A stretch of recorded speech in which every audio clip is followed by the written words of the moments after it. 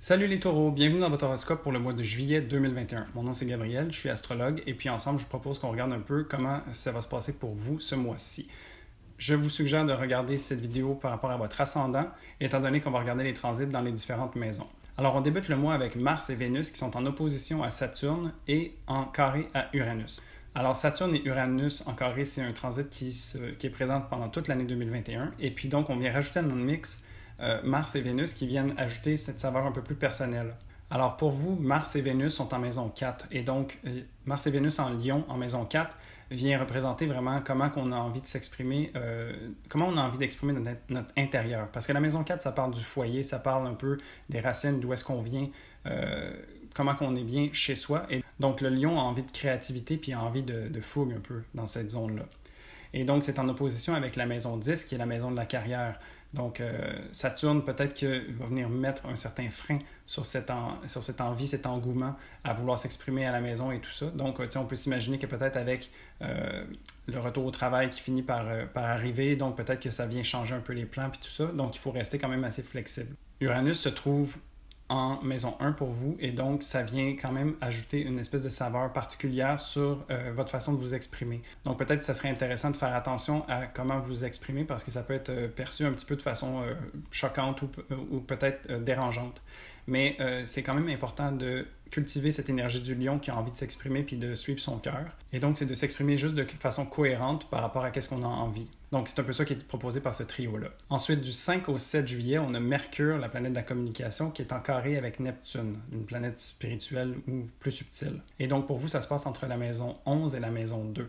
Et donc, vraiment, Mercure en maison 2, c'est peut-être un nouveau talent ou quelque chose, une façon nouvelle de s'exprimer qui vient peut-être déranger ou être perçu de façon étrange ou qui amène beaucoup de confusion par rapport aux gens qui sont autour de vous. Donc la maison 11 représente les amis, les groupes, les gens un petit peu, les connaissances, ce genre de personnes-là.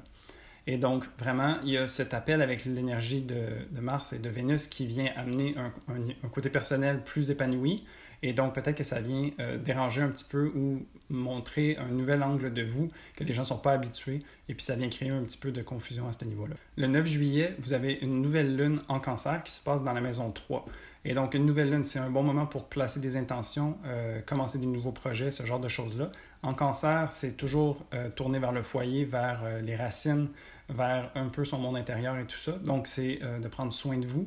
Et puis, pour vous, ça se passe en maison 3. Donc, c'est une maison de communication où est-ce qu'il y a aussi cet attrait à la communauté, à l'échange avec les gens. Alors peut-être que c'est de voir comment vous pouvez trouver un certain confort nouveau ou élargir le confort que vous avez dans votre maison, peut-être à votre quartier ou avec des gens qui sont proches de vous. Alors vraiment, ça peut être intéressant de voir ça sous cet angle-là. Entre le 11 et le 15 juillet, on a Vénus et Mars, donc qui viennent faire leur conjonction exacte. C'est vraiment ce côté personnel qui est jailli du cœur, qui a vraiment comme envie de s'assumer, de s'exprimer et d'avoir les valeurs tout en accordance. Alors c'est comme si on avait le cœur sur la main puis on osait être soi-même d'une façon un peu différente et nouvelle. Oser de se donner des permissions que peut-être qu'on ne faisait pas avant et puis de voir un peu c'est quoi la répercussion que ça peut apporter. Pour vous, ça se passe en maison 4 et donc peut-être que ça se passe plus au niveau du foyer où est-ce que c'est avec les gens proches de vous, avec les gens avec qui vous avez une certaine intimité. Et puis tranquillement, c'est de cultiver ce renouveau qui va peut-être éventuellement fleurir à l'extérieur aussi. Du 16 au 18 juillet, on a le Soleil qui est opposé à Pluton. Donc pour vous, ça se passe dans l'axe de la maison 3 et de la maison 9. Et donc le Soleil en maison 3, ce qu'il cherche à faire, c'est à s'exprimer puis à trouver des nouvelles manières de communiquer. Pluton en maison 9 va venir poser des questions à ce Soleil-là en venant aussi peut-être challenger un petit peu sa vision.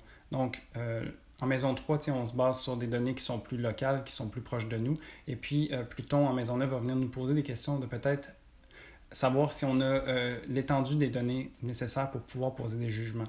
Donc, ça va être de trouver sa voie par rapport à l'étendue des informations ou des données qu'on a pour pouvoir établir son dialogue.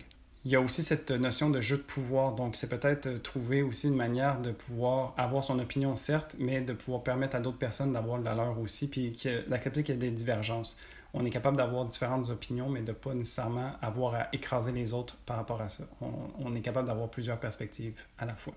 Pour le 23 juillet, nous avons une pleine lune en Verseau, donc pour vous, ça se passe dans la maison 10, la maison de la carrière. Alors, ça pourrait être intéressant de voir où est-ce que vous vous situez vous en tant que personne, par rapport au groupe, par rapport au travail où est-ce que vous travaillez. Et donc, de voir un peu la place que vous occupez là-dedans. Qu'est-ce qui vous différencie des autres? Qu'est-ce qui vous permet d'ajouter, en fait, votre saveur pour le bénéfice du plus grand nombre? Et donc, ça va être ce genre de travail-là qui va être demandé. Et peut-être que c'est aussi un bon moment pour peut-être laisser aller certaines idéologies préconçues parce que les pleines lunes, c'est une expiration. Et donc, dans le cadre de la carrière, peut-être qu'il y a des choses qui ont besoin d'être ajustées, étant donné que le monde autour de nous change. Peut-être qu'il y a certaines valeurs ou certaines choses qui sont plus en accord avec ça par rapport à nous-mêmes. Et bien, c'est de faire peut-être le ménage à ce niveau-là. Pour finir, le 28 juillet, on a Jupiter qui retourne en Verseau et donc qui vient terminer son travail dans la maison 10, justement. Donc vraiment, va venir épauler un petit peu ce travail-là qui est amorcé dans la maison 10 par rapport à la carrière et voir un petit peu comment est-ce qu'on vient se positionner en tant qu'individu dans ce groupe-là. Donc ça va être intéressant de voir quel chemin on a envie de prendre, où est-ce qu'on a envie d'aller peut-être. Et aussi, ben, c'est un petit peu le travail qu'on avait débuté au début de l'année 2021.